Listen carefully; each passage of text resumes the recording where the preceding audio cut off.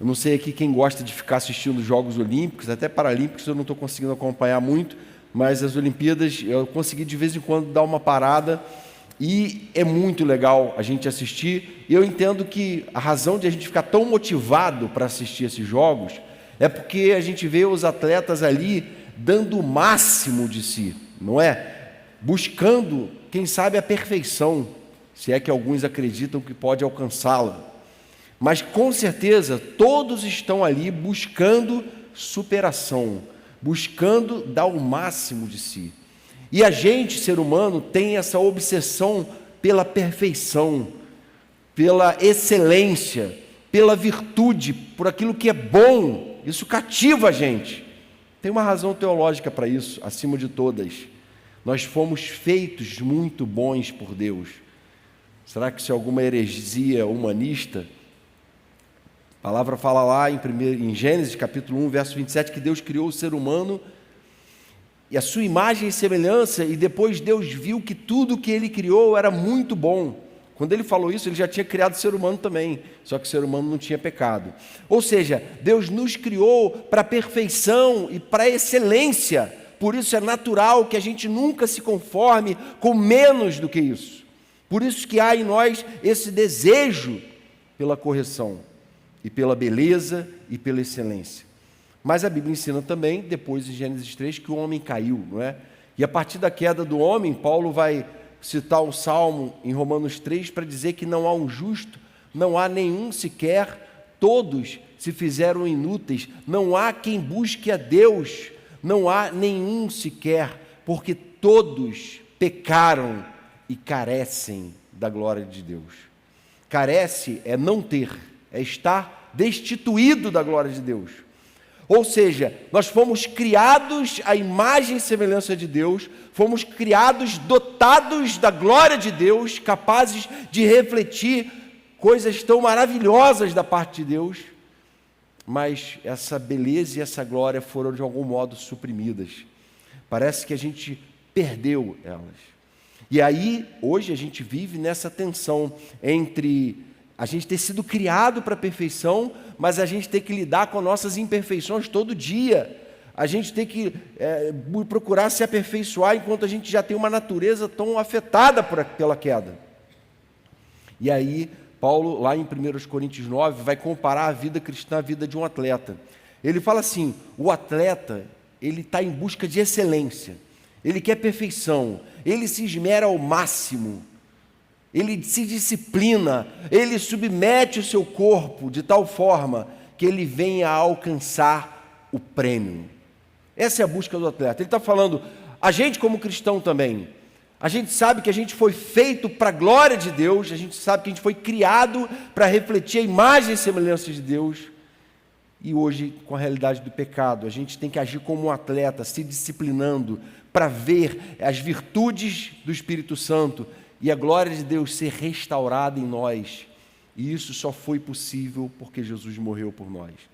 Jesus, que mais do que ninguém refletiu essa glória e foi capaz de viver em busca dessa perfeição e conseguiu viver essa perfeição. Os apóstolos e profetas, que eram pecadores como nós, não tinham a perfeição que Jesus teve enquanto homem, mas viveram em busca dela. Agora, será que seria pesado demais da parte de Deus chamar e vocacionar a mim e a você, tão fracos, tão pecadores, tão miseráveis, a vivermos uma vida perfeita e excelente para a glória dEle? Será que Deus, quando cobra de nós santidade, Ele está fazendo algo muito cruel? Será que Ele está cobrando algo muito irreal para a gente? Será que a palavra não está sendo desleal com a gente? E aí, gente, o texto que a gente vai ler é um texto em que Pedro vai explicar que não é bem assim. Pelo seguinte, o mesmo Deus que cobra de nós, sejam santos como eu sou santo, Ele proveu os meios para que isso fosse possível. Vamos ler? Diz assim, 2 Pedro, capítulo 1, verso 3. Pelo poder de Deus nos foram concedidas todas as coisas que conduzem à vida e à piedade, pelo pleno conhecimento daquele que nos chamou para a sua própria glória e virtude. Por meio delas, ele nos concedeu as suas preciosas e muito grandes promessas, para que por elas vocês se tornem coparticipantes da natureza divina, tendo escapado da corrupção das paixões que há no mundo. Por causa disso, concentrando todos os seus esforços, acrescentem à fé que vocês têm a virtude. A virtude, o conhecimento. Ao conhecimento, o domínio próprio. A perseverança. Ao domínio próprio, a perseverança. A perseverança, a piedade. A piedade, a fraternidade. A fraternidade, o amor. Porque essas qualidades, estando presentes e aumentando cada vez mais, farão com que vocês não sejam nem inativos, nem frutíferos no pleno conhecimento do nosso Senhor Jesus Cristo. Amém?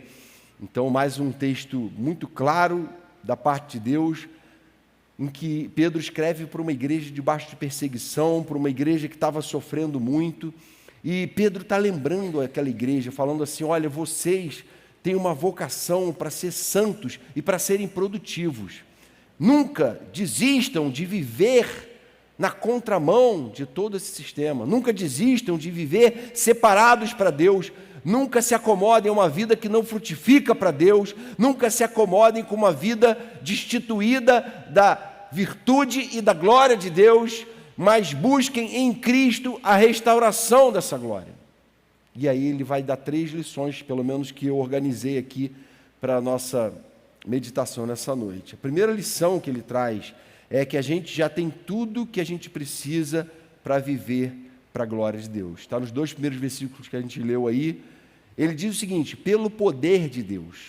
Ele começa a sessão dizendo assim: gente, pelo poder de Deus. Não é um poder que está em vocês. Procure o poder e a força interior que você tem. Não é isso, não é essa a mensagem do Evangelho. Não é uma mensagem assim: pare, medite, reflita no seu próprio ser, no seu próprio poder interior, num pensamento positivo. Não é nada disso. Ele fala assim: o próprio Deus, pelo poder dele, concedeu a vocês coisas que conduzem vocês à piedade. Piedade é busca por pureza. Piedade é pureza, é busca por pureza, né? Ele está dizendo assim: quando Deus está chamando vocês a uma vida santa, Ele provê os meios para isso, pelo pleno conhecimento daquele que nos chamou para a sua glória e virtude, pelo pleno conhecimento do que Jesus fez na cruz por vocês. Por meio delas, dessas coisas que Ele conduzem a gente à piedade, Ele nos concedeu as suas preciosas e muito grandes promessas, para que por elas vocês se tornem coparticipantes da natureza divina. Uma das expressões mais fortes de todo o Novo Testamento, dizendo que é possível a nós nos tornarmos coparticipantes da natureza divina de Cristo. Ou seja, a restauração da glória de Deus em nós é possível, segundo ele, por 2 razões. Primeiro, porque Jesus cumpriu a obra dele, o conhecimento da mensagem da cruz e da mensagem de Cristo ressurreto, de um Jesus que veio, morreu no seu lugar, a sua morte, para apagar e absolver você de toda culpa. E esse mesmo Jesus ressuscitou, vencendo a morte, e cumpriu uma obra redentora maravilhosa, garantindo a sua salvação. Essa verdade deve ser uma verdade entendida na perspectiva de um poder de Deus que se manifestou em meu benefício, em seu benefício. Para eu e você vivermos por essa fé uma vida abundante e frutífera, uma vida na qual as virtudes do Espírito Santo e a glória de Deus estão sendo restauradas a cada dia. A obra principal Jesus já concluiu, mas uma outra verdade importante do Evangelho é que o Jesus, quando cumpriu a obra dele, ele falou assim: eu vou, mas eu vou enviar um outro Consolador, e ele guiará vocês a toda a verdade. E o que acontece no Pentecostes, quando o Espírito Santo é derramado?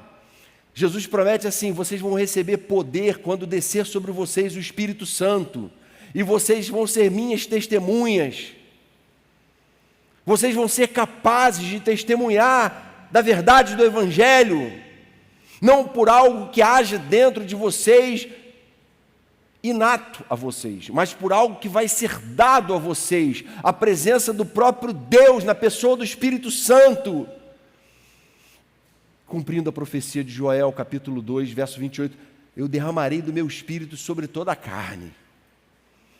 Vocês têm a verdade de Cristo morto e ressurreto, vocês têm a verdade do Pentecostes, do Espírito Santo veio, vocês têm todas as ferramentas para uma vida abundante e cheia de fé e cheia do Espírito, para uma vida cheia da glória de Deus e uma vida cheia das virtudes que Jesus expressou com a vida deles.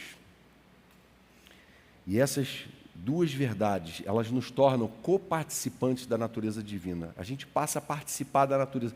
A gente passa a ter uma tamanha intimidade com Deus, à medida que a gente vive uma vida de obediência a Ele, à medida que a gente usufrui desses meios que Ele proveu para a gente viver uma vida piedosa, que a gente passa a desejar Ele mais do que tudo. E diz o texto que a gente escapa da corrupção, das paixões que há no mundo.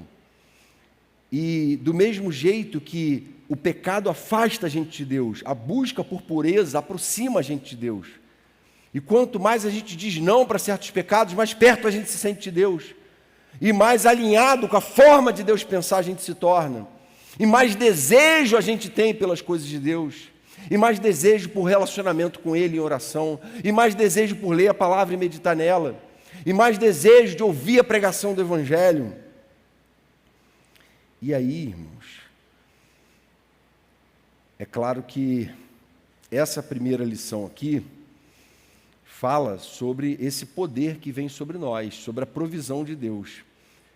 Mas a salvação, ela acontece só a partir de uma ação de Deus, na nossa teologia. A nossa teologia é monergística. Ela entende que só Deus age. Ah, mas eu me arrependi, eu me quebrantei, eu me arrependi. Mas na nossa teologia, se o Espírito Santo não age num coração, o homem natural não aceita as coisas de Deus porque são loucura, né? É fácil falar isso aqui, que a gente acabou de passar pelos 5 pontos do calvinismo, né? O homem natural não aceita as coisas de Deus, são loucura para ele. Então, se o Espírito Santo não agir, no momento que eu me decidi, eu me arrependi, eu me quebrantei, o Espírito Santo agiu lá por debaixo do pano, né? Dentro do meu coração, no meu íntimo. A gente crê assim, ou seja, há uma ação monergística, mas a santificação não. Ou seja, a experiência de uma vida piedosa, Deus provê os meios, mas tem uma parte que é nossa na santificação. A santificação é diferente da salvação nesse aspecto. Ela não é algo que depende só de Deus, não, ela depende de mim também. É preciso intencionalidade, ou seja, a gente foi chamado à glória e à virtude, mas a gente jamais vai se apossar dessa glória e dessa virtude sem esforço. E aí leva para a nossa próxima lição. Deus requer esforço de nós. É isso que Pedro vai trabalhar, verso 5. Por causa disso, concentrando todos os seus esforços, acrescentem à fé que vocês têm a virtude. A virtude, o conhecimento. Ao conhecimento, o domínio próprio. E ele faz uma lista. Veja bem, ele está dizendo assim: quem vai acrescentar? Deus provê os meios, vocês já têm o Espírito Santo, vocês têm a revelação de Jesus, vocês têm o poder de Deus, mas agora cabe a vocês acrescentarem essas coisas à vida de vocês. Como? Se esforçando. O que Pedro está falando é que santificação é algo que parte de uma determinação pessoal, de uma resolução interior. Lembra de Daniel? Resolveu Daniel firmemente não se contaminar com as finas iguarias da mesa real. Há uma resolução interior: eu não vou me contaminar, eu vou dizer não para essas coisas, eu vou buscar aquelas, porque são elas que me levam para mais perto de Deus. Eu vou buscar estar presente na reunião de oração 1 hora antes, eu vou buscar jejuar, eu vou procurar estar vivendo uma vida devocional intensa e não dar bobeira com a minha devocional. Eu vou procurar por todos os meios acrescentar à fé a virtude. a virtude, conhecimento, domínio próprio, piedade, perseverança, fraternidade, amor, todas essas coisas que são essa lista que ele coloca, que são coisas que têm que ser buscadas de forma muito prática e consciente. Não são coisas que a gente vai exercitar de forma mágica. Agora eu me converti, entreguei minha vida para Jesus. Agora eu posso descansar e ficar tranquilo que tudo vai fluir. Não é isso. Pedro está destruindo essa ideia aqui. Ele está falando, não vai fluir naturalmente. Vocês não têm essa natureza divina em si. Vocês precisam buscar, se encher do Espírito Santo para que essas coisas brotem em vocês. A gente precisa sim fazer a nossa parte, não é? E aí, veja bem, que alguns cristãos acabam lidando, não é? Deixando que o entendimento da doutrina da salvação faz eles pensarem assim, o mais importante é saber que Jesus já morreu por mim, isso foi de graça, e somos salvos pela graça, pela fé somente, isso não vem de nós, é dom de Deus, não de obras, para que ninguém se glorie, não é? É verdade, Paulo está falando uma coisa muito certa sobre salvação. Mas a garantia da salvação não quer dizer que a santificação e a vida, a experiência de vida com Deus, não sejam tomadas por esforço. É isso que ele está falando aqui. Tiago chega a dizer assim como o corpo sem o espírito é morto, a fé sem obras também é morta. Não existe alguém que, eu tenho fé, tenho muita fé em Deus. E como é que está a sua vida? Já viu esse religioso nominal? Se diz cristão, mas ele não faz nenhuma associação daquilo que a Bíblia ensina com aquilo que ele pratica no seu ambiente universitário, dentro da sua casa, na relação com seus pais. Ele não faz uma ponte entre uma coisa e outra, ele vive uma vida esquizofrênica, vive uma realidade completamente distante da palavra de Deus durante toda a semana, e no fim de semana posa de crente, vindo à igreja e cantando músicas lindas. Só que não é isso que Deus quer, Ele quer que a gente entenda que a fé sem obras é morta. Se eu digo que eu tenho fé em Deus, que eu sou um cristão e tenho essa convicção, eu preciso viver de modo coerente com aquilo que eu estou dizendo, crer. E dizer que é cristão é muito fácil, mas a gente viver como cristão é outra situação, não é? Muitas vezes, você se dizer cristão não vai trazer muita perseguição sobre a sua vida, não. Mas sempre que você viver como cristão, isso vai trazer algum grau de perseguição sobre a sua vida. Talvez até gente que se diga cristão vai começar a te perseguir e ficar escandalizado com você, que você está simplesmente imitando o Senhor. As boas obras são bem vistas pelo Senhor. Lá quando Jesus escreve a carta à igreja de Éfeso, ele fala assim, olha, eu conheço as suas obras, o seu trabalho árduo e a sua perseverança, eu tenho alegria em ver a igreja de Éfeso e as obras dessa igreja, a vida prática, a vida cristã sendo levada na prática ali, a coerência dessa igreja com aquilo que ela crê. E Paulo vai além, dizendo que as boas obras, que a gente pode entender não só como vida santa, santificação, prática e obediência, mas também como serviço ao reino de Deus, né?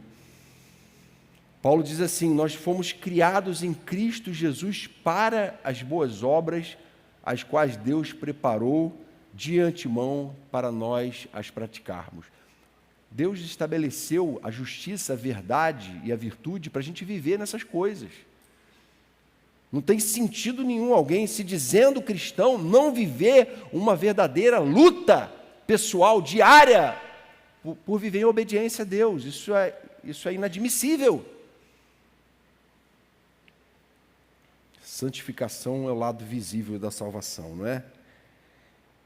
E aí, queridos, o apóstolo Paulo, nessa busca e nesse esforço, ele vai percebendo um realinhamento dos seus valores, a ponto de falar assim em Filipenses 3, o que para mim era lucro, isso considerei perda por causa de Cristo. Paulo estava buscando uma tamanha intimidade com Deus que ele começou a considerar perda aquelas coisas que tinham tanto valor para ele no mundo, dizendo assim, olha, comparado com a sublimidade do conhecimento de Cristo, essas coisas são lixo. Tradução NAA traz lixo, né? A antiga trazia uma palavra um pouco mais pesada do que lixo até. Por causa dele, perdi todas as coisas e as considero como lixo para ganhar a Cristo. Gente, essa busca se torna algo tão intenso que nada se torna mais importante na minha vida. E, ao mesmo tempo, nada é capaz de roubar a minha felicidade, porque a minha felicidade não está nessas coisas. Minha felicidade está em Cristo, está naquele que me amou, me criou, morreu por mim, se deu por mim, enviou o Espírito para habitar em mim. O que eu quero é conhecer Cristo, o poder da sua ressurreição, tomar parte nos seus sofrimentos e me tornar como Ele na sua morte. O desejo de Paulo era viver Cristo. Para mim, o viver é Cristo e o morrer é lucro. Vivo não eu, mas Cristo vive em mim, e esse viver que agora tenho na carne, vivo pela fé no Filho de Deus. Paulo buscou esse entendimento que deu a ele uma vida totalmente dedicada. Agora, ele não viveu isso sem esforço, ele se empenhou para viver isso. Então, nosso empenho por uma vida santa realinha os nossos valores com Deus à medida que nos torna coparticipantes da sua natureza. Não é possível experimentar Deus desprezando a ideia de uma vida santa. Santidade, gente, é a linguagem do céu. Alguém já disse isso e é verdade. Como é que alguém quer ir para o céu se não busca uma vida santa? Alguém que não está em busca de uma vida santa não está nem aí para o céu. É isso que ela está dizendo. Então, a segunda lição é: Deus quer que eu e você nos esforcemos todo dia, e toda hora, e o tempo todo. E a terceira e última verdade que o texto revela, no verso 8, é que o resultado de todo esse esforço é uma vida espiritualmente produtiva, e que por isso agrada a Deus. Porque essas qualidades, estando presentes e aumentando cada vez mais, farão com que vocês não sejam nem inativos, nem infrutíferos no pleno conhecimento de nosso Senhor Jesus Cristo. Essas virtudes, crescendo em vocês, vão impedir que vocês vivam uma vida irrelevante, infrutífera. Paulo fala assim em 1 Coríntios 15, 58, portanto, meus amados irmãos, sejam firmes, inabaláveis e sempre abundantes na obra do Senhor, sabendo que no Senhor o trabalho de vocês não é vão. Está falando sobre a gente viver uma vida de trabalho abundante para Deus, de serviço ao reino de Deus, de alegria em fazer parte dessa missão chamada igreja, Gol.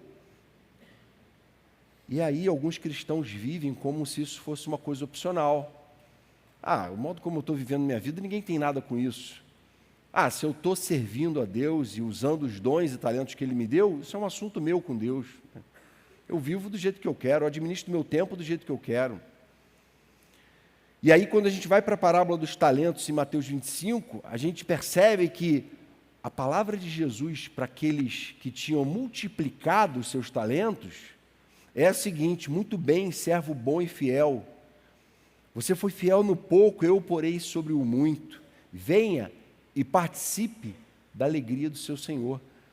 Essa é uma parábola que está falando sobre o fim dos tempos, sobre o juízo final, sobre o momento em que Deus ia pôr um ponto final na história de todos. Ele, nesse momento, Ele vai avaliar a vida de cada um e Ele vai recompensar cada um segundo as suas obras.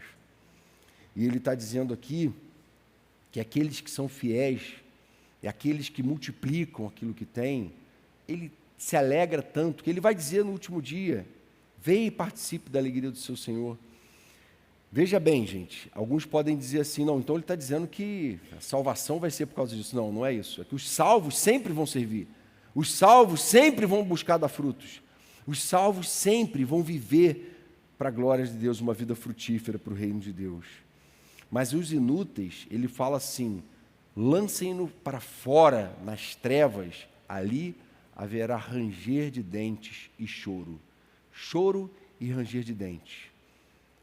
Então ele não foi salvo porque ele não tinha boas obras? Não, ele não tinha boas obras porque ele não era salvo. A falta de uma vida produtiva, de uma vida de serviço ao reino de Deus, de uma vida de obediência, de uma vida de santidade, não tira a salvação de ninguém, ela só evidencia a ausência de salvação. O salvo não se sente dono da sua vida, ele se sente um servo diante do seu Senhor. Ele fala: eis-me aqui, Senhor, envia-me a mim. Senhor, eu sou teu, minha vida é tua, o que eu tenho é teu. Eu quero ser útil na tua obra, eu não estou aqui para tecer críticas, eu estou aqui para ser parte da solução. Eu estou aqui porque eu entendo que quem vê as coisas tem chamado para trazer solução para essas coisas, não é? Quem tem a visão tem o chamado. E assim a gente tem que pensar a nossa vida enquanto igreja. Deus não se alegra quando a gente vive despreocupado com o que a gente tem feito ou deixado de fazer. Deus não se alegra com uma vida desordenada. Deus se alegra com gente que está preocupada. Talvez alguns digam assim: não, Jans, você está pegando pesado, eu estou na luta, cara, estou errando para caramba, mas estou na luta. Deus está se alegrando de você, essa que é a verdade, porque você está na luta. Mas tem gente que não está em luta nenhuma. Ele vive para o próprio umbigo, uma vida focada nos seus próprios prazeres e satisfações temporárias. Deus não está alegre com isso, e Ele não quer que nenhum de nós viva esse tipo de vida. Todo cristão verdadeiro é alguém que todo dia está preocupado e olhando para si mesmo à luz da Bíblia, como diz o apóstolo Paulo na orientação da ceia lá em Coríntios 11, não é? Se julgando a si mesmo, cada um examine a si mesmo, porque se a gente se julgasse, não seríamos julgados pela palavra. Ou seja, o cristão genuíno é alguém que está sempre se deixando passar pelo crivo da palavra, sempre procurando se aperfeiçoar, sempre procurando se apresentar como obreiro que não tem de que se envergonhar e que quer viver servindo a Deus. Então, Pedro revelou para nós aqui que Deus proveu os meios para eu e você vivermos uma vida abundante e frutífera. E ele ensinou para nós que isso não vai acontecer de forma automática. Essa vida abundante e frutífera é algo que eu e você vamos buscar com intencionalidade, com dedicação e com esforço, concentrando esforços nessa busca. É uma busca pessoal de cada um e uma busca da gente junto como igreja. E, em terceiro lugar, ele ensinou para a gente que todos os que viverem nessa busca vão agradar a Deus e vão dar muitos frutos para Ele.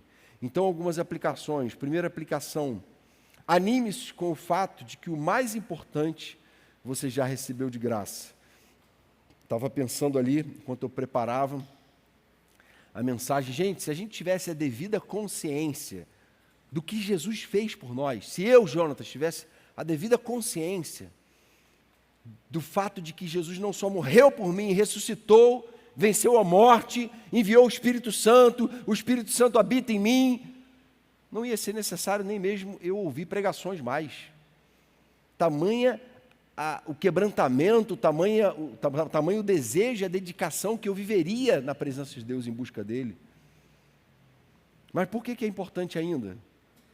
Por que eu e Felipe ainda estamos desempregados, como pregadores? Porque a gente esquece. Nossa fé é fraca, é volúvel, não é? Um dia a gente está cheio de fé, com o coração aquecido, no outro dia a gente está caído, né?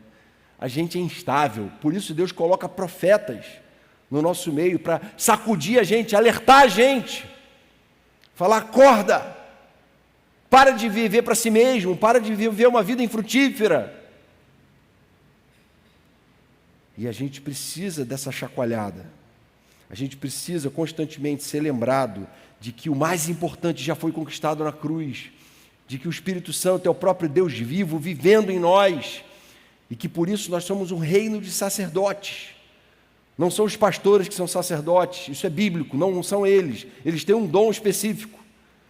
Mas toda a igreja, segundo a Bíblia, é um reino de sacerdotes, de pessoas que têm o Espírito Santo, por isso têm acesso à presença de Deus e podem interceder uns pelos outros, e podem cuidar uns dos outros, pastorear uns aos outros, discipular uns aos outros.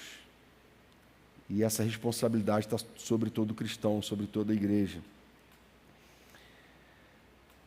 Deus quer que a gente, em primeiro lugar, então, se anime com o fato de que Ele já conquistou o mais importante para nós. Segunda aplicação: seja incansável em buscar uma vida piedosa. Seja incansável em buscar viver no primeiro amor. O pastor Henrique conta uma história de quando ele se converteu e ele estava naquele momento no primeiro amor, apaixonado por Jesus, e ele entusiasmado, um irmão crente mais velho chegou para ele assim e falou: olha, aproveita esse momento, porque isso aí já já vai passar. Gente, ninguém podia ser mais equivocado em falar uma bobagem tão grande quanto essa. Não, isso nunca deve passar, o primeiro amor nunca deve passar. E a gente deve parar e pensar: caramba, será que hoje eu estou vivendo tão apaixonado por Jesus e pelo Evangelho como um dia eu já vivi? Éfeso tinha perdido o seu primeiro amor. E qual foi a solução que Jesus apresentou para aquela igreja? Ele falou assim: lembre-se de onde você caiu, arrependa-se e faça as obras que praticava no princípio. Se não se arrepender, virei a você e tirarei o candelabro do lugar dele. Tirarei o seu candelabro do lugar dele. Você vai deixar de ser luz se você não voltar a praticar aquelas obras do início. Voltar a viver no primeiro amor. Para avaliar e se coloque diante de Deus: Senhor, olha só, a minha vida hoje, eu já vivi muito mais perto do Senhor, por que eu estou tão longe? Por que eu estou tão frio? Por que eu tenho te desejado tão pouco?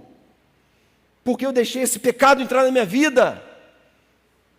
Senhor, me dá força para voltar à prática das primeiras obras, para que a partir delas, a luz desse candelabro volte a acender e minha vida volte a frutificar para a glória do Teu nome. Amém?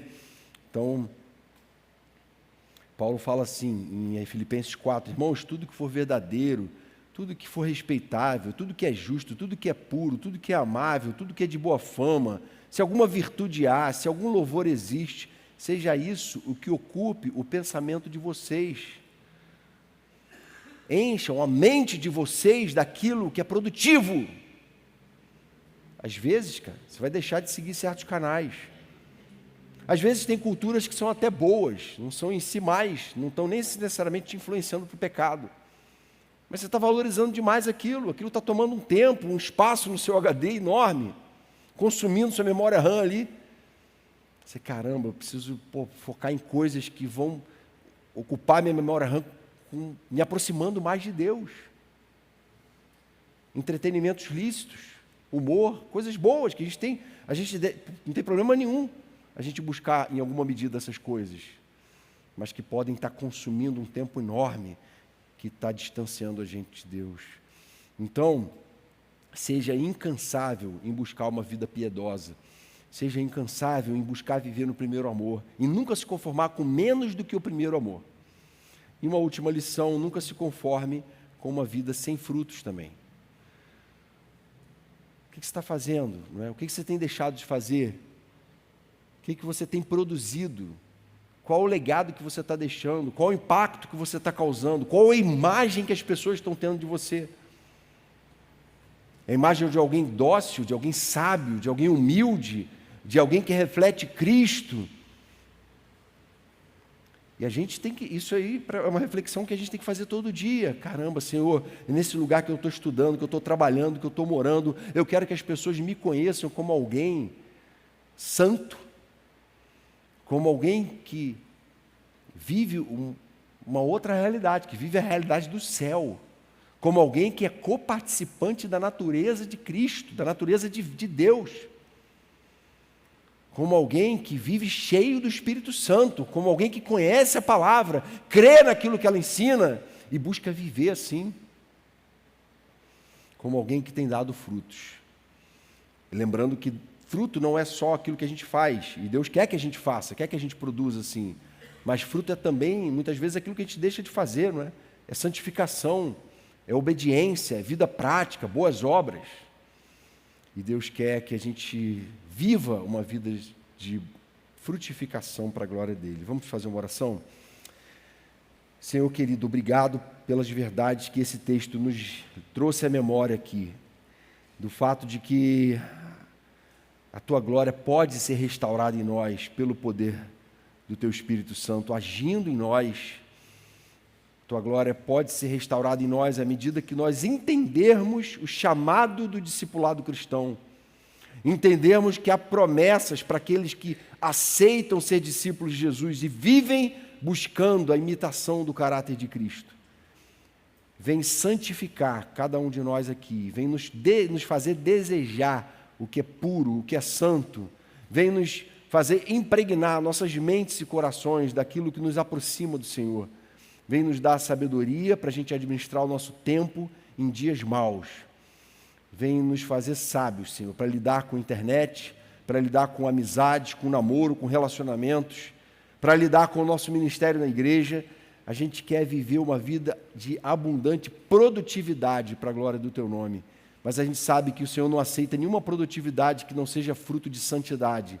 Por isso, vem nos santificar, santifica nossos pensamentos, nossos lábios, para que a gente não só viva na Tua presença, mas deseje mais e mais viver uma vida abundante. Em Teu nome que te pedimos, Jesus. Amém, Pai.